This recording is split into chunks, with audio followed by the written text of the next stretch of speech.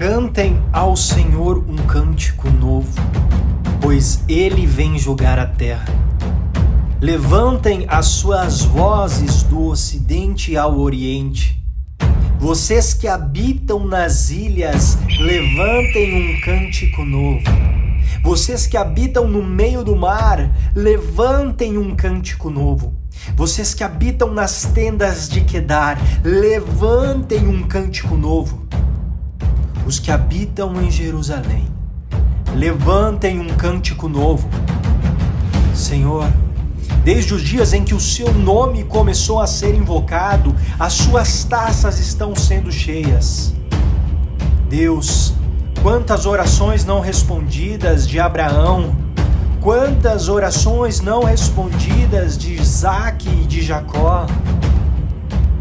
Nós te lembramos hoje, Senhor, ainda que pareça ser demorado, certamente fará justiça. É tempo de buscar ao Senhor, até que Ele venha e faça descer justiça no meio de nós. Nós te aguardamos, ó esmagador de cabeças. Nós te aguardamos, ó divino guerreiro. Aquele que cavalga nas nuvens de tempestade, nós te aguardamos. Aquele a quem Isaías perguntou: quem é esse vindo do deserto? Quem é esse cujo manto está encharcado de sangue? Oramos por aquele que raios saem de suas mãos. Os montes se curvam diante de ti. O monte Sinai aguarda para fumegar novamente quando seus pés pisarem sobre ele. O monte das oliveiras aguarda para se fender no meio. Vem, Senhor, fazer justiça aos seus santos. Vem fazer justiça ao seu povo, Senhor. Amém, irmãos. A graça e a paz a todos vocês. Nossa aula de hoje a gente vai falar sobre o propósito divino para o tempo do fim. Eu quero pedir para você deixar o seu like, compartilhar o vídeo, deixar aqui nos comentários o que você vai achar do estudo, porque isso vai ajudar com que a plataforma do YouTube indique o nosso canal para outras pessoas e esse testemunho chegue também a outros ouvidos. Amém, irmãos? Nós vamos iniciar lendo Mateus 24, do verso 12 ao 14, que diz: E por se multiplicar a iniquidade, o amor se esfriará de quase todos. Aquele, porém, que perseverar até o fim, esse será salvo. E será pregado esse evangelho do reino por todo o mundo, para testemunho a todas as nações, então virá o fim. Eu quero falar sobre alguns pontos específicos desse versículo que eu falei. O primeiro dele é a multiplicação da iniquidade. A ponto do amor do mundo se esfriar de quase todos. Ou seja, o porquê do quase todos? Porque a igreja permanecerá com o coração bem quente, muito quente. A igreja permanecerá, como no verso seguinte diz, até o fim. Então, se você tem uma perspectiva que o mundo vai melhorar, que a sociedade vai evoluir, eu sinto dizer que isso não vai acontecer. A palavra de Deus fala que a sociedade, o mundo, ou a grande Babilônia, vai multiplicar a sua iniquidade. Vai odiar e matar a igreja, perseguir a igreja, perseguir os cristãos, odiar os princípios cristãos, odiar os mandamentos e ensinos de Cristo Jesus. Esse é um dos pontos importantes que precisa estar bem claro na nossa mente. O segundo ponto é que, dentro desse caos todo da multiplicação da iniquidade, a igreja vai perseverar até o fim. E o que é o fim? O fim é a volta de Jesus. É a manifestação de Cristo Jesus. É o fim dessa era. Para serem salvos. Carregarão o mesmo testemunho de Paulo. Paulo, combati o bom combate, terminei a carreira, guardei a fé. Esse era o convite de Paulo, perseverar até o final. E essa perseverança estará na igreja, dando a sua própria vida por amor a Cristo nesse período de tempo, para receberem então a coroa da justiça. Outro ponto importante é que o evangelho do reino é pregado por todo mundo para testemunho das nações, para que todos estejam bem atentos do reino que virá. E esse reino que virá, Cristo vem trazer. O reino de justiça. E isso servirá de testemunho para as nações. Sim. Esse ponto é muito importante e a gente vai tratar nas próximas aulas. O reino de Deus. O que é o evangelho do reino? Eu vou trazer um estudo maravilhoso sobre isso para vocês. Me cobrem disso. Então, virá o fim. Então a gente precisa entender, irmãos, que antes da volta de Jesus, dois pontos importantes vão acontecer. Um deles é a apostasia e o outro é a manifestação do anticristo. Segundo Tessalonicenses 2:3 vai dizer assim, ninguém de modo nenhum vos engane, porque isto não acontecerá sem que primeiro venha a apostasia e seja revelado o homem da iniquidade, o filho da perdição. Então, isso não acontecerá. Isso o quê? Aqui ele está falando, no contexto, fala sobre a volta de Jesus. E ele está falando diretamente para a igreja, falando, ninguém de modo nenhum vos engane. Por quê? Porque tentariam nos enganar. Um falso evangelho surgiria e tentaria enganar a muitos. Porém, a palavra já adverte. Isso não vai pegar vocês desprevenido, porque eu já estou falando que vocês vão tentar ser enganados. Porém, duas coisas muito importantes vocês lembrarem. A apostasia, a quebra da aliança, o abandono da fé, vai ficar visível para vocês. Outra coisa que vai ficar bem visível é a revelação do homem da iniquidade. Sabemos que o espírito do anticristo já atua desde o princípio. Porém, é como se fosse evoluindo a autoridade que ele tem. Quando a gente fala sobre a manifestação do filho da perdição, como descrito no profeta Daniel, a gente sabe que ele terá poder e autoridade para atuar durante 3 anos e meio e vai perseguir e matar a igreja. É aí que está a perseverança dos santos. Fiel aquele que perseverar até o fim. Então a gente vê que esses dois pontos, eles são de extrema importância. Seguindo a linha da multiplicação da iniquidade, a gente vê em 1 Timóteo 4:1 que diz o seguinte: ora, o Espírito afirma expressamente que nos últimos tempos alguns apostatarão da fé, por obedecerem a espíritos enganadores e a ensino de demônios. A gente vê aqui em 1 Timóteo, outra vez, falar sobre a apostasia da fé, ou seja, alguém que é igreja, alguém que tem fé e a abandona, quebra a aliança. E por que ela abandona? Porque ela dá ouvido a espíritos enganadores, a ensino de demônios.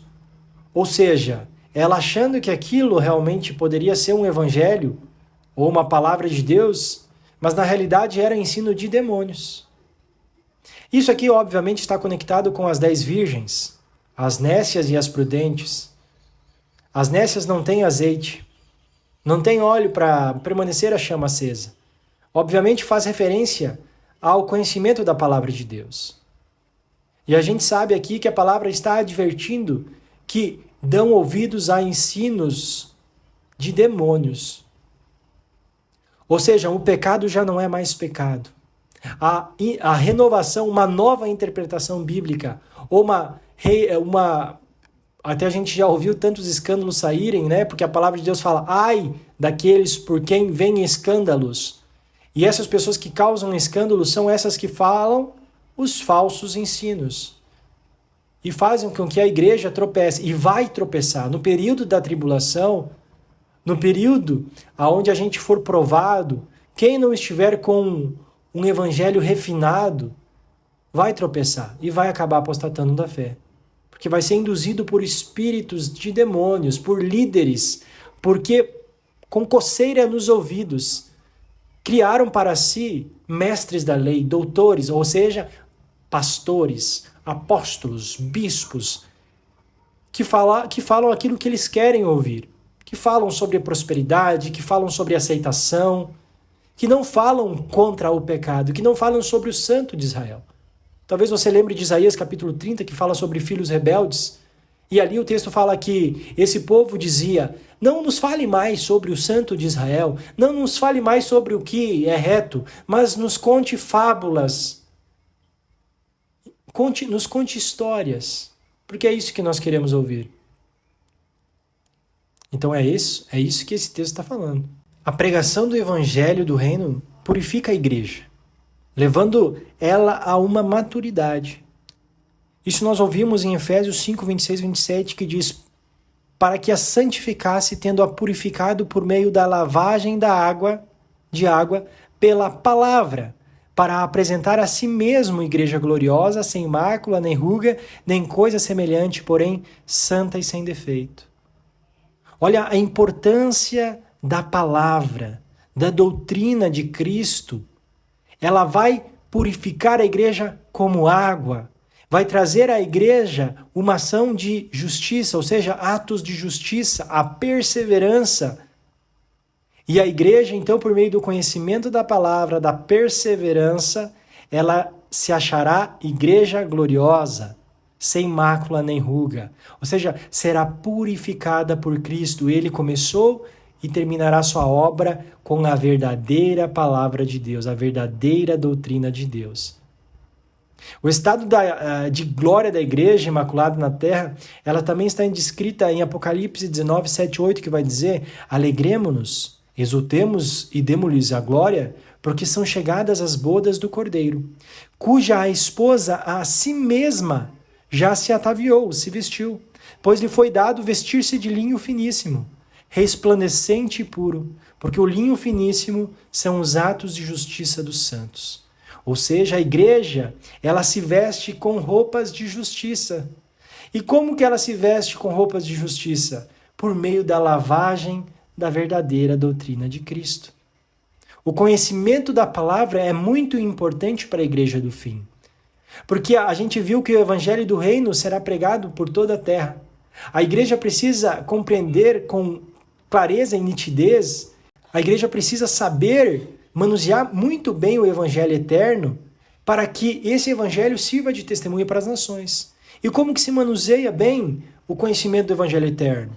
Tendo o conhecimento da palavra, sendo lavado pela palavra. Apocalipse 3,5 vai dizer que o vencedor será assim vestido de vestiduras brancas e de modo nenhum apagarei o seu nome do livro da vida. Pelo contrário, confessarei o seu nome diante do meu Pai e diante dos seus anjos. Olha o que o conhecimento do evangelho e os atos de justiça dos santos geram na igreja. Uma roupa pronta, uma roupa apta para as bodas do Cordeiro, do nosso nome estar registrado no livro da vida.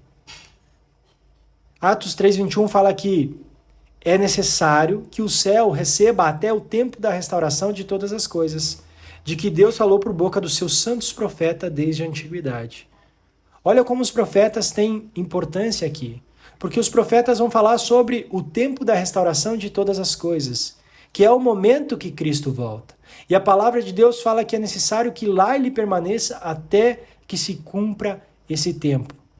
Então a gente sabe que tem coisas que precisam acontecer, como a apostasia e o homem da iniquidade ser manifesto, para que então a igreja ela seja vestida por meio da palavra de Deus e seja santificada mediante os seus atos de justiça por meio da palavra de Deus, para quê? Para que o dia da restauração aconteça, que é a volta de Cristo Jesus. Em Daniel 7:27 vai dizer que o reino e o domínio e a majestade dos reinos debaixo de todo o céu serão dados ao povo dos santos do Altíssimo. E o seu reino será reino eterno, e todos os domínios o servirão e lhe obedecerão. Percebam aqui que Daniel está falando que no tempo que Cristo Jesus vier, o tempo da restauração, quando ele vai restaurar essa terra, ele vai conceder ao povo santo do Altíssimo, ou seja, à igreja, um reino. E vai dar a terra por herança da igreja. Lembra que a gente herdará a terra, como no Sermão do Monte fala que nós herdaremos a terra. E nós herdaremos a terra e reinaremos com Cristo sobre essa terra. Esse é o reino que a gente prega quando fala sobre o reino eterno sendo pregado como testemunha às nações. A gente fala sobre um reino que virá, e esse reino que virá exatamente será executado no tempo da restauração ao som da 7ª trombeta. Então, todos os domínios da terra, todos os povos, línguas e nações obedecerão à igreja e a Cristo Jesus como governante. Então percebam que beleza existe neste período de tempo onde a igreja é purificada por meio do conhecimento da palavra, compreende sobre esse reino que virá, que será estabelecido de Jerusalém para o mundo, com Cristo e a igreja, e dominará sobre os povos. Todo povo, língua e nação lhes trarão as glórias, lhes trarão as honras. Então, isso é algo que também vai abrir uma caixinha na nossa mente para os próximos estudos, que é quem são essas nações? Quem são esses povos que não é a igreja e que herdam esse reino? Quais são esses povos que serão dominados pelo povo do Altíssimo? Sobre quem reinaremos? Esse é o convite da nossa próxima aula. Na próxima aula a gente vai compreender sobre quem a igreja reinará, sobre quem a igreja governará e quem obedecerá aos ensinos da igreja. Ok, irmãos? Então percebam que eu trouxe um contexto aqui do tempo do fim que fala sobre pontos que precisam acontecer antes da volta de Cristo, antes do tempo da restauração. Porque Cristo, no seu milênio, restaurará a terra. Mas até ali a gente passa pela perseverança da igreja e pelas vestes brancas, que são as vestes que vamos receber como vestes nupciais, sendo adornadas para as bodas do Cordeiro, para o casamento com Cristo, para o corpo glorificado. Amém, irmãos?